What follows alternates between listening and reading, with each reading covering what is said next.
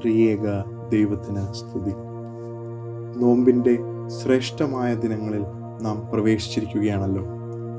അനുതാപത്തോടെ ആ നോമ്പിലേക്ക് അടുത്ത് ആത്മീയ ആനന്ദവും ദൈവിക കൃപകളും നാം പ്രാപിക്കണം.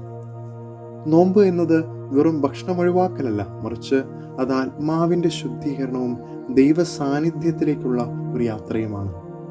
ശരീരത്തെ നിയന്ത്രിച്ച് ആത്മാവിനെ ഉയർത്തുന്ന ഒരു ആത്മീയ തപസ്സാണ് നോമ്പ്. നോമ്പിലെ വ്യാഴാഴ്ച സന്ധ്യ നമസ്കാരത്തിൽ നാം ഇങ്ങനെ പാടുന്നു: ആഹാരവും അന്യായമതും വായ് കൈവെടിയേണം നോമ്പിൽ, നോമ്പിത് ശിക്ഷയ്ക്കാകായി വാൻ നാവു നിയന്ത്രിതമാകേണം.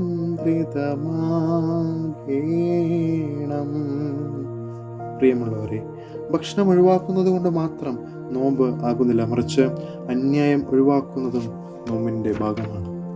പഴയ നിയമത്തിൽ യെശയ്യാ 58 ദൈവം യെശയ്യാ പ്രവാചകൻ മുഖാന്തരം ചോദിക്കുന്നു: ഞാൻ ഇഷ്ടപ്പെടുന്ന നോമ്പ് ഇതല്ലേ, അന്യായത്തിൻ്റെ കെട്ടുകൾ അഴിച്ചുവിടുക എന്ന്. അതായത് ദൈവത്തിന് ഇഷ്ടമുള്ള നോമ്പ് നീതിയോടുകൂടെയുള്ള ജീവിതമാണ്. അതിന് വാക്കുകളിൽ അന്യായം, ഇടപാടുകളിൽ അന്യായം, ബന്ധങ്ങളിൽ അന്യായം എന്നിവ മാറ്റി നീതിയോടെ നമ്മുടെ പ്രവർത്തികൾ ചെയ്യണം. മറ്റൊരു ഉപദേശം എന്നത് നാവ് നോമ്പിൻ്റെ ഭാഗമാകണം എന്നുള്ളതാണ്. അപ്പോസ്തലനായ വിശുദ്ധ യാക്കോബ് പറയുന്നു: നാവ് ചെറിയ അവയവമാണെങ്കിലും വലിയ കാര്യങ്ങൾ പ്രസംഗിക്കുന്നു എന്ന്. നാവ് നിയന്ത്രിക്കാത്തവൻ തൻ്റെ ജീവിതത്തെ നിയന്ത്രിക്കാൻ കഴിയുകയില്ല.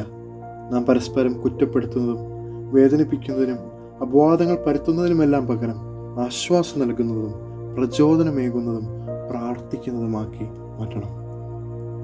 മോശയും ഏലിയായും നമ്മുടെ നാഥനായ യേശുക്രിസ്തുവും ശേഷം പിതാക്കന്മാരും കാണിച്ചു തന്ന ആ ശ്രേഷ്ഠമായ നോമ്പ് നമുക്കും പരിശീലിക്കാം.